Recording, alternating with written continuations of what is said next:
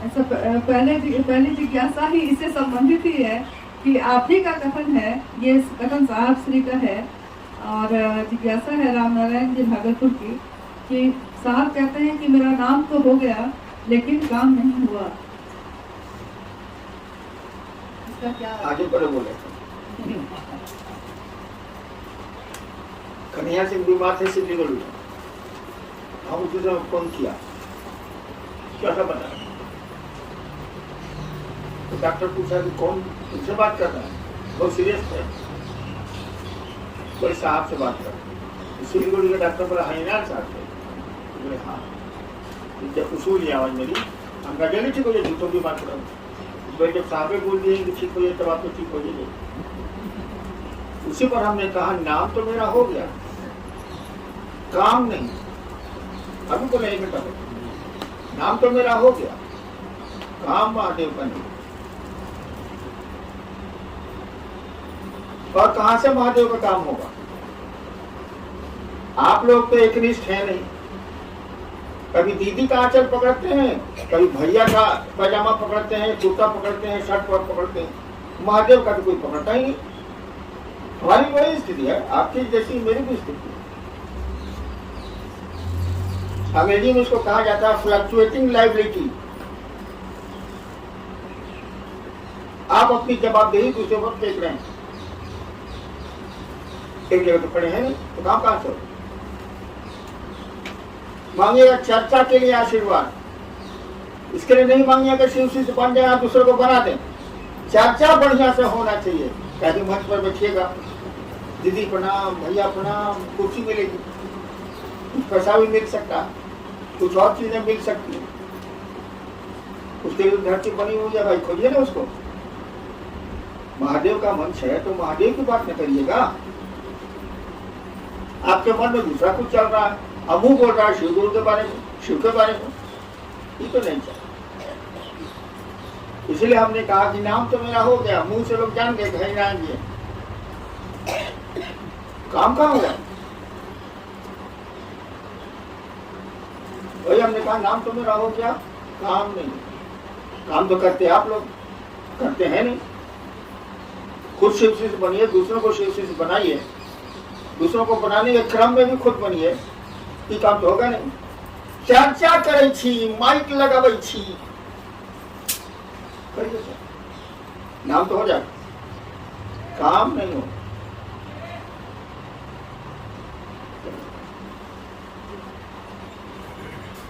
रमेश गुरु भाई हैं सहरसा से, गुरु पैया लागू नाम लखाए दीजो रे, इस पंक्ति में लखाए दीजो से क्या है?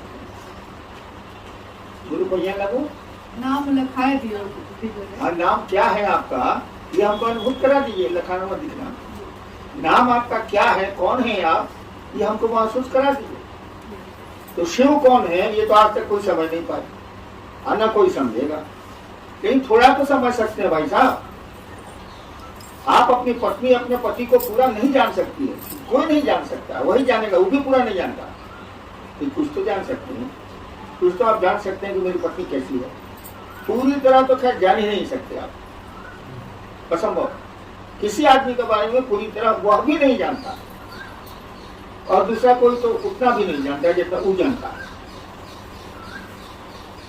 तो शिव के बारे में क्या जानिएगा, शिव को तो जानना बहुत कठिन है, लेकिन थोड़ी तो कोशिश करें कि हमारी पत्नी पसंद क्या करती है, खाने में क्या खाती है, कपड़े किस रंग का पहनती है, कैसा पहनती है, क्या उसको चाहिए, इतना तो कर सकते हैं आप। उसके मन में क्या क्या चल रहा है ये तो कोई पति नहीं बता सकता, क्या कोई पत्नी पति के बारे में नहीं बता सकती है। जब साथे रहते हैं 40 साल नहीं बता सकते हैं, तो शिव के बारे में क्या बताएगा? इसलिए कहा जाता है शिव को कोई जान नहीं पाया, शिव को कोई जान नहीं पाएगा। वही शिव गुरु भी है, उस गुरु पद को कोई नहीं जानता है, न जान पाएगा, न जाना है। कुछ तो जानिए, थोड़ा बहुत तो कोशिश करिए, शिव का शिष्य बनने की चेष्टा करिए, प्रयास करिए, सब तो आप करिएगा। एगो माइक मिल गया है, एगो चर्चा मिल गई है, उड़े जा रहे हैं, उड़े जा रहे हैं, बुद्धि लटाई से गई है कट, गुरु से रिश्ता टूट गया है, महोत्सव भारी हो गए, चर्चाएं भारी हो गई, शिव तो भारी हुए नहीं मन में।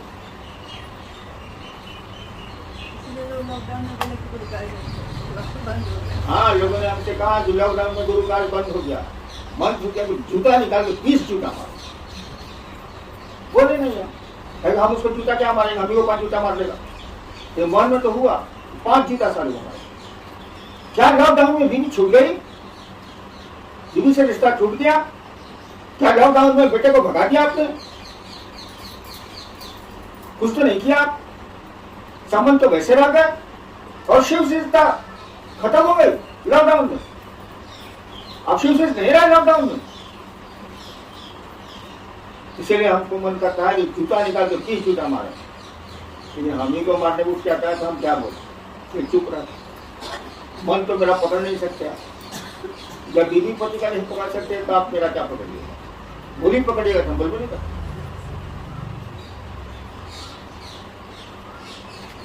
बहुतों ने कहा लॉकडाउन में तो शिव कार्य एकदम खत्म हो गया, कुछ नहीं बोले।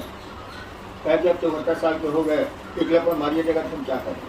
लेकिन मोने मन हमको लगा कि उसको खूब जूता से पीटना चाहिए। सारा ना बीवी से रिश्ता टूटा, न बच्चे से रिश्ता टूटा, न संबंधियों से रिश्ता टूटा, सारा महादेव से रिश्ता टूट गया। कहता है कि लॉकडाउन में महादेव का काम बंद हो गया। अजब है।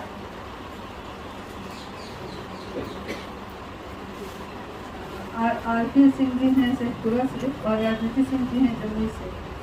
दोनों आदमी की एक ही जिज्ञासा है कि अपनी शिव शिष्यता को बचाते हुए लोगों को शिव से कैसे बनाया जाए, कैसे शिव शिष्यता से जोड़ा जाए। शिव शिष्य रहेगा तो दूसरे को शिव शिष्य बनाइएगा। कैसे क्या पूछ रहे हैं? दोनों तो बहुत पुराने, हमसे भी पुराने हैं। मैं तो अभी शिव शिष्य बना नहीं, लेकिन ये लोग तो शिव शिष्य हैं। हम इससे पूछ रहे हैं कैसे शिव शिष्य बनाया जाए। आज बात दोनों के बाहर मेरा से दूर घर से जो मेरा खटक ले ही पूछते हैं। हमसे पूछा शिवसी से कैसे बनाओगे? अरे शिवसी से बनाओगे तुम कुछ शिवसी से बनोगे, स्टेशन किसी को पहुंचाओगे तुम भी स्टेशन पर रहोगे। ये कोई बात हुआ? दोनों पुराने हैं, हम जानते हैं दोनों का नाम। हमसे भी बड़े शिवसी से हैं। हम तो सब लोग हमसे बड़ा ही है। हम कभी शिवसी नहीं हुए, वो भी नहीं सकते हैं। लटके हुए हैं ट्रक में, लोग आप लोग बैठे हुए हैं ट्रक में, हम लटके हुए हैं, इतना ही जानता है।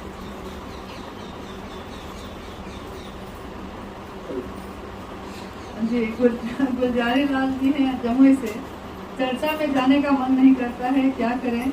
मेरे मन पर महादेव भारी नहीं पड़ रहे हैं, तो शिवशिष्य कैसे बनाए? भले शिवशिष्य बनिए। शिवशिष्य बनने के लिए चर्चा में जाना जरूरी नहीं है, और मैं चर्चा के लिए आपको कहता भी नहीं। मैं कहता हूँ खुद शिवशिष्य बनिए, दूसरों को शिवशिष्य बनाइए। ये बात नहीं कर सकते, घर में कर सकते हैं, रोड पर कर सकते हैं, मार्केट में कर सकते हैं। चर्चा में जाने का मन नहीं करे तो बहुत अच्छी स्थिति है। लेकिन शिवशिष्य बनने और बनाने की बात नहीं हो रही है। तो महादेव से दया मांगिए, थोड़ा नमः शिवाय करिए। सुरेश जी हैं लखीसराय से। शिष्य बनने के लिए और लोगों को शिवशिष्य बनाने के लिए दया होगी, परंतु चर्चा के लिए दया नहीं होगी। नहीं होगी, कहाँ होते नहीं? काहे नहीं होगा मेरा मन? अब हम कुर्ता पहनेंगे कि शर्ट पहनेंगे, आप डिसाइड कीजिएगा। अब मेरा जो कहेगी तो कुर्ता पहनेगा, अपना शर्ट पहनेगा।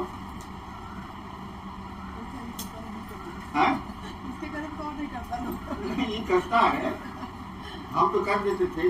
पत्नी कहते थे जूता पैंट शर्ट पहनिए तब जाइए बाहर। नौकरी होगा तो यही करेंगे। चर्चा के लिए मैं ध्यान नहीं करूंगा, नहीं करूंगा, नहीं करूंगा। अगर ध्यान कर सकता हूँ तो मैं तो क्या करता नहीं, महादेव करता हूँ। महादेव से ध्यान लीजिए करिए। मैं आपकी मदद एक ही काम में करूंगा, शिवशिष्य बनने और बनाने। चर्चा के लिए मैं नहीं। चर्चा ने मुझको इतना दुख दिया है, इतना दुख दिया है कि मैं चर्चा के लिए आपकी मदद करने को तैयार नहीं। चर्चा के नाम पर मामूली लूट हुई है आपके यहाँ, मामूली लूटे हैं लोग। कौन नहीं लूटा है जी? मैं चर्चा के लिए नहीं कहूंगा। महादेव का आदेश है, दूसरे सूत्र में है लिखा हुआ। पूरी चर्चा कैसी? वो भी शिवशिष्य बने, आप भी शिवशिष्य बनिए। पढ़िए दूसरा सूत्र। मैं चर्चा के लिए नहीं कहूंगा, लेकिन ये जरूर कहूंगा कि शिव से बनिए और दूसरों को बनाइए। अब आप जैसे खिला के बनाइए, चाय पिला के बनाइए, बोल के बनाइए, बोला तो पड़ेगा ही। मैं इसमें आपकी मदद जो भी मुझको ताकत है मैं करने को तैयार हूँ। मंच पर चर्चा कीजिएगा, हमको इससे कोई मतलब नहीं है, मैं रोकूंगा भी नहीं, कहूंगा।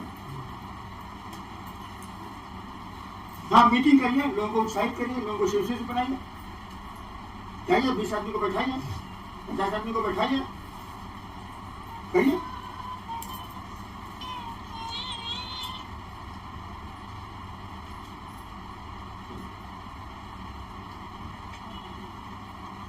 जी, नाम तो नहीं है साहब, आपने आओ चले शिव की ओर में लिखा है कि यहाँ पढ़ने जैसा कुछ भी नहीं है, मात्र अपने गुरु के पास निरीह और कातर होना है। इसका अर्थ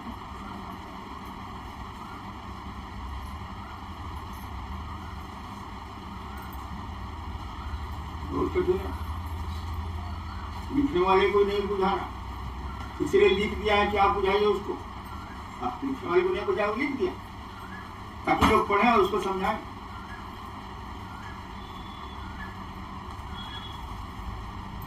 देखो, सदगुरु और गुरु और जगत गुरु सब लोग जानते हैं।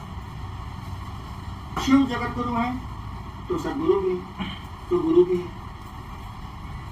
यूनिवर्सिटी का प्रोफेसर जो विश्वविद्यालय में पढ़ाता है एमए को, वो क्या मैट्रिक को नहीं पढ़ा सकता? अपना विषय पढ़ा देगा? क्या बच्चे को कहो नहीं सिखला सकता? हम मास्टर नहीं है, सरकार में ज्वाइंट सेक्रेटरी थे। आपको अंग्रेजी नहीं पढ़ा सकते हैं, आपको हिंदी नहीं पढ़ा सकते हैं, हम पढ़ाते नहीं, चुकाव मेरा नहीं।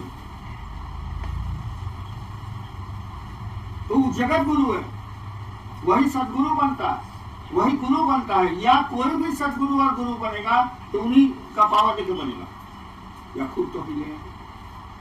आपने शिव को गुरु मान लिया, अब आपको क्या भी सिखाएंगे? वो मैट्रिक वाली पढ़ाई पढ़ाएंगे, कॉलेज का भी पढ़ाई पढ़ाएंगे, विश्वविद्यालय का भी पढ़ाई पढ़ाएंगे, है को तो सबके ऊपर है।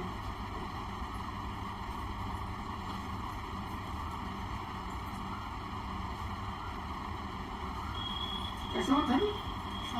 यहाँ पढ़ने जैसा हाँ। कुछ भी नहीं है।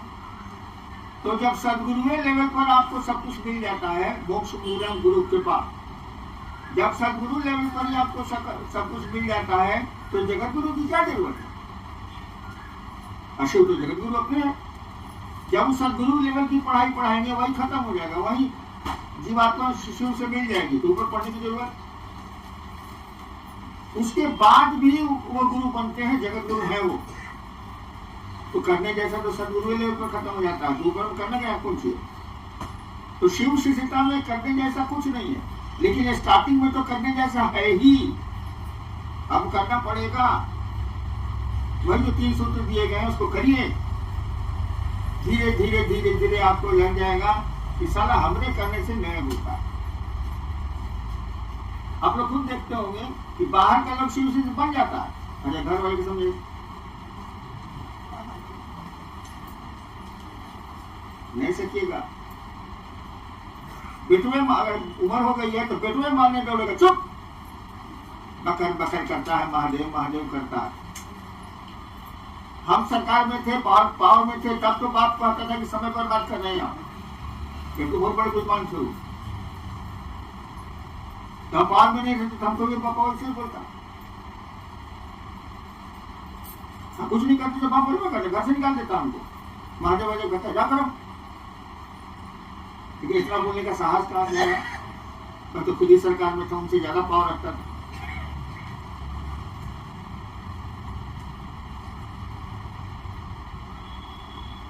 तो शिव शिष्यता में कुछ करने जैसा नहीं, काहे कि एक दिन करते करते जाइएगा हार जाइएगा तो क्या स्थिति होगी हमको देखो।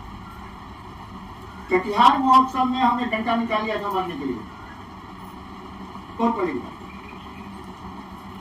अब मैं डंडा निकालूंगा? न देह में ताकत है, न गोड़ में ताकत है, न हाथ में ताकत है। अब कोई 5 गो बात हमको बोल देगा तो हम क्या करेंगे बताइए जरा? हाथ से नहीं बोलेंगे। अरे वो कुछ बात तो देखा तुम लोग, चार को कुत्ता उसको लूट जाता है, अरे वो कुत्ता नीचे रहता है, के करते रहता है, अचानक उस पर चढ़ता हूँ करता नहीं देखे आप लोग। वही कातर स्थिति है, वही निरीह की स्थिति है। उसको अंग्रेजी में बोलते हैं अंडरडॉग। जो नीचे कुत्ता होता है ना, उसको बोलते हैं अंग्रेजी में अंडरडॉग। चार कुत्ता नहीं लूट जाता है, बेचारा के हालांकि कुत्ता सब जो काटता नहीं है, डरा के छोड़ देता है, वो चिकियाते रहता है नीचे दब के। यही स्थिति है कातर और निरीह होने की। वो कातर है बेचारा, कुछ नहीं कर सकता है, और निरीह है पड़ा हुआ है। मैं नहीं कहता कि जगत में आप निरीह और कातर होइए, लेकिन शिव के सामने आपको होना होगा, तभी दया मिलेगी, नहीं तो नहीं मिलेगी।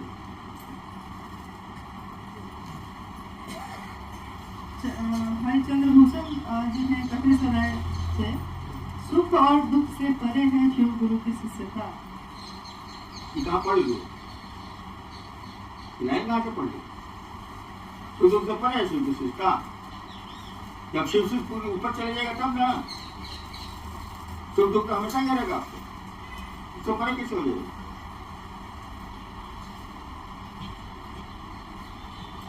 देवेंद्र जी ने लखीसराय से लगभग 20-25 साल से शिव शिष्यता के बाद भी गुरु के प्रति अपेक्षित संवेदना क्यों नहीं है?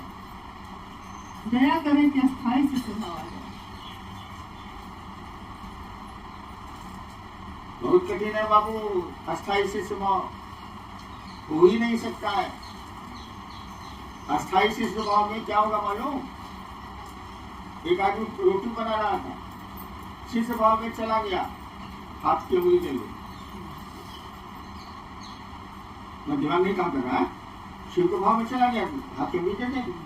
कहीं रोटी सेकने में तो हाथ आपको बचाना है ना भाई, हम तो कभी सेके नहीं है, लेकिन उंगली बचाइएगा ना, ये तवा तो जल जाएगी। इसीलिए हमने कहा कि गुरु दया का आश्रय लीजिए। ऐसा बने पहले के जमाने में गुरु जी लोग आते थे गाँव में, तो बहुत चला रहता था, अनाज वनाज इकट्ठा करते थे बेचारे। शाम होती थी, लोग पूछता था जी अपने के आज आश्रय कहाँ रहते, रात में कहाँ ठहरिएगा, विश्राम कहाँ कीजिएगा, होता था कि नहीं होता था? हमने कहा कि गुरु के आश्रय के लिए प्रेरित करिए लोगों को, खुद जाइए। माने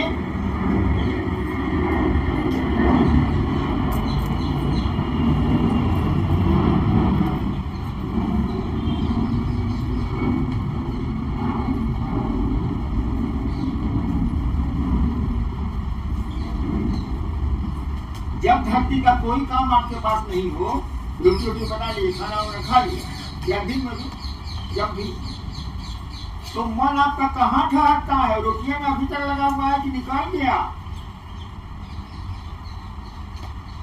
खेत में काम करके आए आप, अभी खेत में मन है कि निकाल गया? एगो गुरु जी का दूगो चेला, एक महिला थी, लड़की थी, उसको नदी पार करना था, वो ज्यादा थी, कपाल तो भीग जाएगा।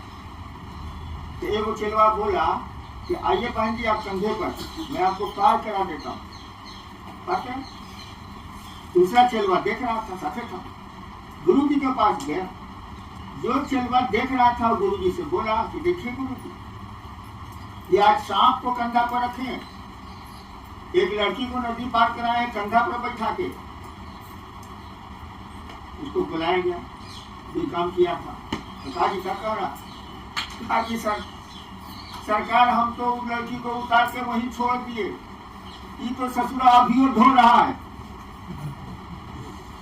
हाँ, दूसरा सेवा अभियो ढो रहा है लड़की को, हम तो वहीं उतार के छोड़ दिए, हमको नदी पार कराना था, अभी तो अभियो लड़किया को ढो रहा, खबर कह रहा है। यहाँ कहा जा रहा है कि मन जब धरती का काम से फुर्सत में आए, आप आइए फुर्सत में, तो कहाँ ठहरिएगा? विश्राम कहाँ लेते हैं? आप लेता है आपका मन। कहा गया कि शिव की दया में आप विश्राम करिए, फिर काम करिए, धीरे धीरे आदत लग जाएगी। एक चिड़िया जहाज पर बची हुई, समुद्र का जहाज है, ऐसे चुपते चुपते बच गए बेचारे, जहाज खुल गया, पता नहीं चला। 20 मिनट के बाद उड़ी फिरू, अब कहाँ जाए? चारों बगल तो भाव सागर है, समुद्री समुद्र, हम संसार सागर बोल रहे हैं, उसके लिए तो पानी पानी, अब कहाँ जाएगी? उड़ेगी तो जरूर का, इसका उड़ना स्वभाव है। आप धरती को जाइएगा जरूर, आपका स्वभाव है, लेकिन अब जाइएगा कहाँ से ना बताइए। फिर उड़ के थक के उसी जहाज पर आएगी, कोई उपाय तो है। जहाज चला, धीरे धीरे धीरे धीरे 6 महीना रहते रहते उसको आदत लगे, खाना पीना सब मिलेगा।